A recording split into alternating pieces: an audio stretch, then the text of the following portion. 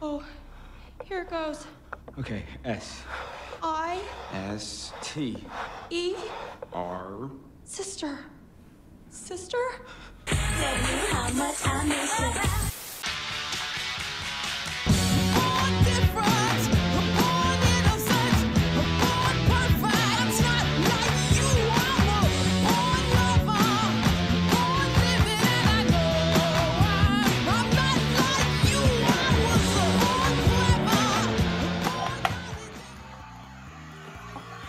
Hello, I was going to show you a video game that I've been playing, but I can't because controller's on the blink. Yeah. Oh well. I'll give you a little clue though. Admittedly, it's one of their better games, even though it largely isn't theirs. Whoa, hey, why'd you do that? Anyway, today's video is one that I hope will be good. I feel awful. I am sweating like nobody's business. I'm not very well at all. The chronic pain is terrible. I slept on my neck weird, and now I've got some sort of pinched nerve or something. I don't want to be here. On the plus side, my hair looks fantastic.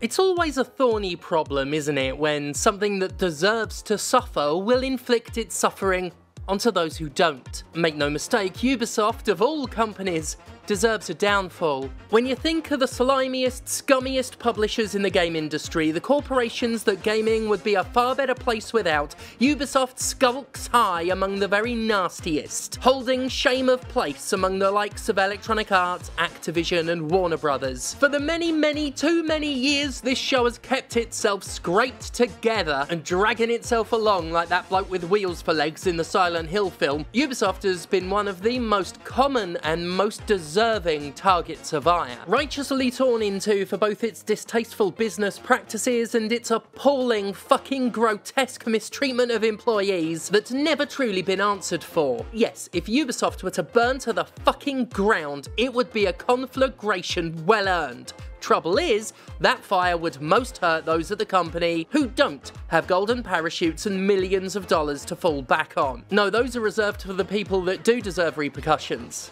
The ones whose fault this is. The company's going through an absolute shithouse time right now. One of the most historically successful and profitable publishers in the business is faltering to such a degree that investors are publicly unhappy, and there's a very real possibility of its owners, the Guillemot family, finally selling up in a bid to reverse course. There has been quite a bit of pleasure expressed in the gaming community regarding this news, and such pleasure is understandable if it's derived from a mere surface level perspective.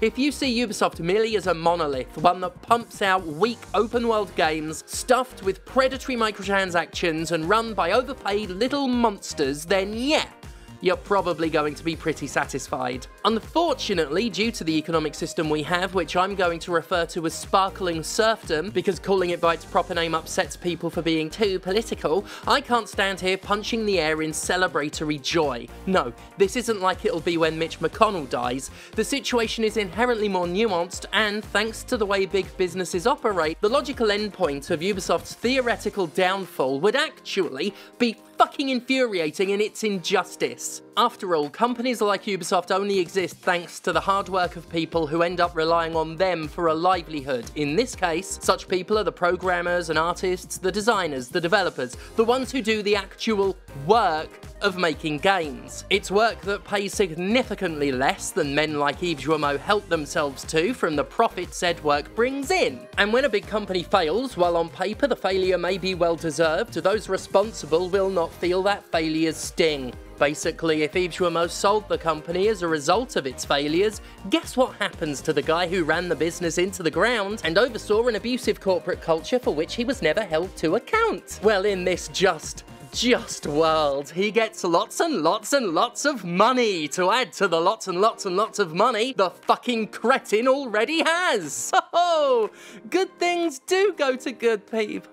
Oh, God. All things said though, fuck that one guy from Ubisoft who made a big performance about being ashamed at the people celebrating. We'll get to that bit later on though. Oh, and before we go over the company's recent history, I in absolutely no way am willing to entertain any of the go woke, go broke shit that the usual gaggle of Nazis are trotting out in relation to any of this. Those little fuckers need to stop making everything about them and their obsessive yearning for more white men in video games. No, Ubisoft's not having a rough time because they did diversity or whatever. Anybody with half a brain cell and the ability to contextualize the circumstances of any given company within the wider game industry's horrifying freefall can tell you that. Anyway. Last month, Ubisoft announced that it would be delaying the release of Assassin's Creed Shadows, the latest entry to a cash cow that has been milked so dry the udders are squirting out little tiny mummies. Originally slated for a November release, Shadows has been pushed back to February 14th of 2025. Oh, romantic! The reason behind this is an interesting one. Well, there are a couple of reasons, but Ubisoft said the decision to delay the game was a result of Star Wars Outlaws, which released on August 30th and has just recently passed 1 million sales,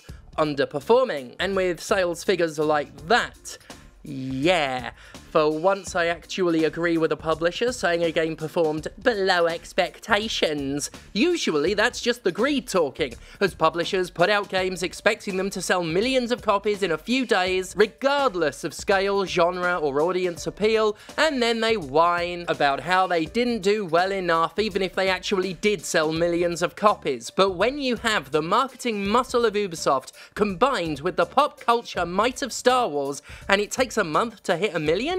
Yeah, that actually is cause for alarm bells to ring. Of course, that can say just as much about Star Wars as it does about Ubisoft. The sheer volume of movies, TV shows and other media revolving around that one franchise alone is absolutely fucking dizzying in its saturation, and frankly, even bigger projects could get lost in the sea of exploitation. It needs to be noted that Outlaws came out following Star Wars Hunters, a truly shit-tier freemium game that offered very little gameplay in return for a truly carnivorous pit of microtransactions. I'm pointing that out not necessarily because I think Star Wars Hunters deserves any specific blame, but because Star Wars Hunters can specifically go fuck itself. I wish I could say I'm shocked that Star Wars Outlaws had what Ubisoft calls softer than expected sales. That's not to say I specifically thought it would fail, because in truth I haven't thought about it at all. What I mean to say is that very little can shock me anymore when it comes to the game industry fucking up.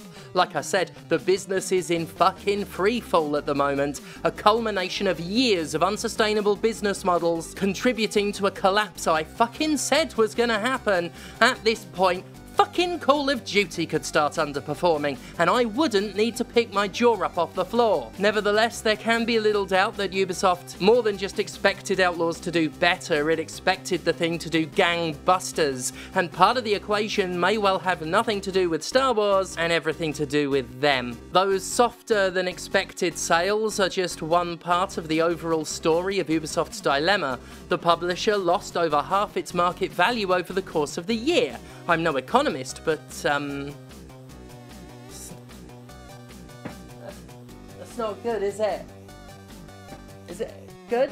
Ubisoft's investors certainly don't think so, as evidenced by a particularly damning open letter from one of them. As a significant minority shareholder in Ubisoft Entertainment via AJ Investments and our partners, we are writing to express our deep dissatisfaction with the current performance and strategic direction of the company. The recent quarterly sales, which included the postponement of key games like Rainbow Six Siege and The Division into the 2025 lineup and a lowered revenue outlook for the Q2 2024, have heightened our concerns about the management's ability to deliver value to shareholders over the long term. Share price of Ubisoft has decreased by more than 40% over the last year compared to the rise of its competitors and indexes. I rarely ever agree with investors of any stripe, and there's a lot about this letter I either don't agree with or don't give a fucking fuck about, but the letter actually complains about some stuff I've been complaining about for years, pointing to the specific incompetence of Ubisoft's leadership and the desperate short-term thinking that has come to typify this thoroughly fucked up industry. As it says, management is focused on pleasing investors with beating quarterly results and not focusing on long-term strategy to provide exceptional experience for the gamers. What do you mean they don't provide exceptional experience? They sell boosters! XP, please.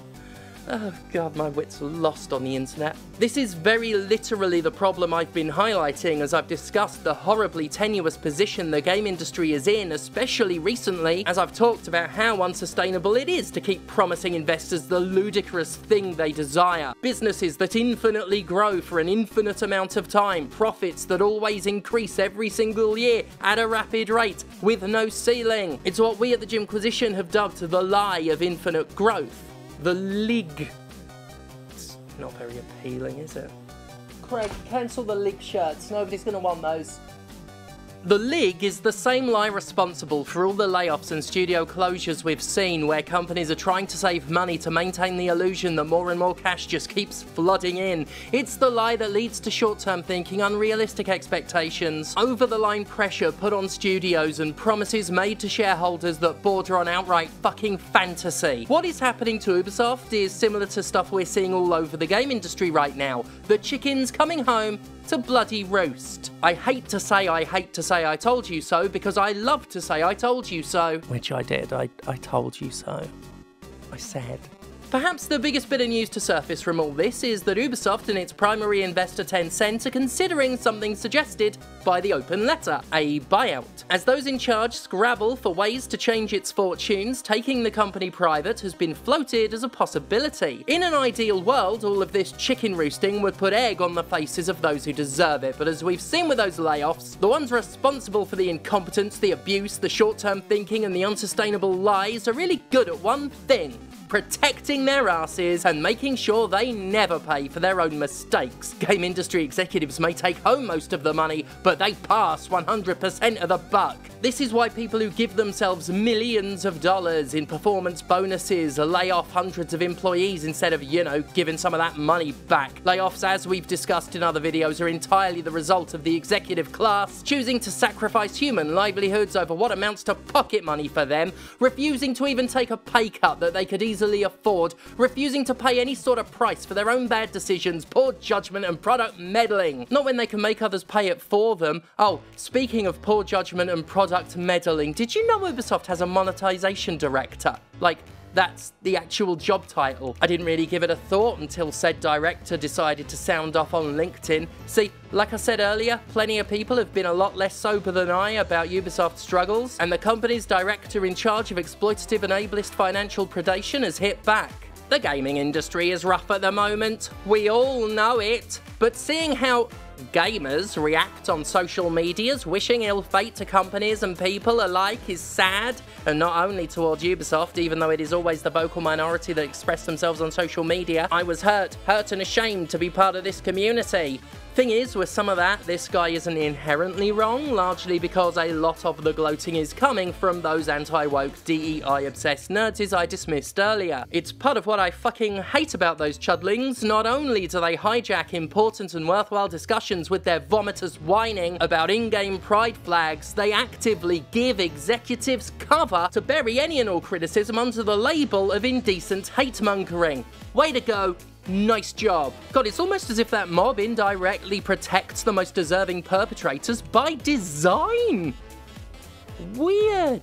As if to prove my point, he continues in a way that buries all criticism under the label of indecent hate-mongering. What is even more revolting is coming on LinkedIn and seeing the same comments from people within the industry. On top of exposing yourself as a clearly non-decent human being, you are affecting thousands of employees that are already impacted by all the hate despite doing their best to deliver incredible experiences. How can you wish a company to fail simply because they do not cater to you or that the product does not please you is beyond me. Yeah, see, that's where he loses me, because, like, if he wanted to look at who is ultimately responsible for the employees being impacted, he needs to look a little closer to fucking home. After all, Ubisoft's excessive monetization is part of why the incredible experiences artists are trying to deliver end up so creatively fucking compromised. It's also part of that short-sighted investor-pleasing that one of the company's own fucking investors called out. A monetization director giving a lecture on decency is like the bubonic plague giving a lecture about personal hygiene. We're all on the same boat. Please, please, please stop spreading hate. We should all uplift each other instead of bringing each other down. Haha, yeah. We're all in the same boat, alright. but not all of us are being thrown overboard, are we? Management, I find, tends to stay pretty fucking dry when the hull starts to leak. I see executives trot out the "we're in this together" shit all the fucking time, and you can absolutely friggin' spare me. Ubisoft's leadership screwed this up. Ubisoft's leadership will punish other people for it. Ubisoft's leadership honestly deserves to be fucking hated. But it's because of Ubisoft's leadership that if it collapsed tomorrow, I couldn't in good conscience be happy about it. And I need you to understand exactly how much I hate Ubisoft so you can appreciate how hard it'd be for me to not celebrate. I hate Ubisoft, and when I say I hate Ubisoft, I don't just mean it the way I do when I express contempt for any other billion-dollar company. There is a reason that ever since I started writing game reviews again, I've not covered a single Ubisoft game. The company genuinely disgusts me. Ubisoft's business practices are of course rotten. This is barely in contention. As one of the most financially exploitative publishers in the industry, Ubisoft had a far-reaching influence that stained games as both a medium and a market.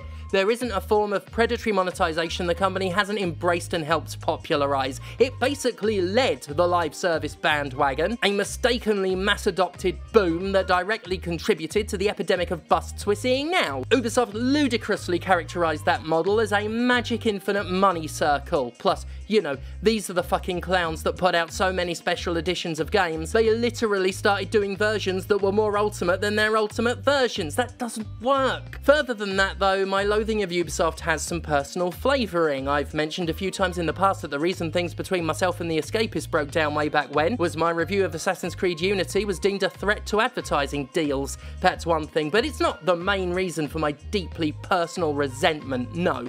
Just in case I've let any of you forget, Ubisoft is an abuser.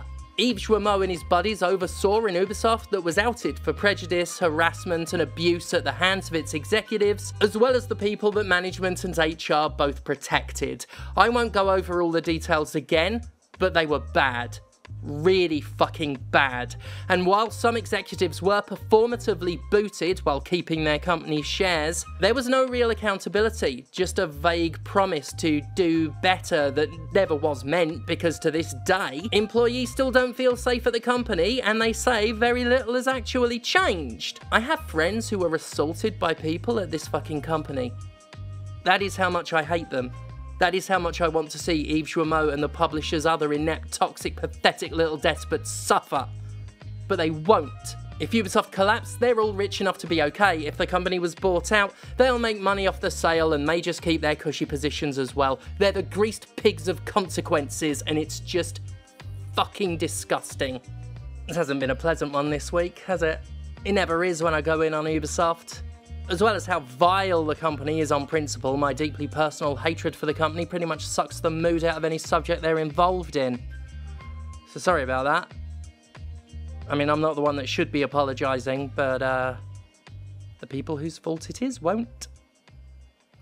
Fucking cunt.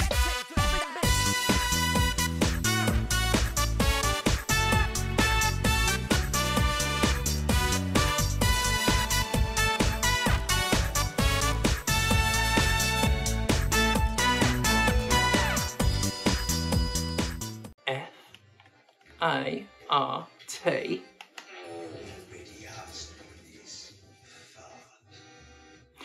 Cryptmaster, by the way, is a fucking excellent game. Thank God for me.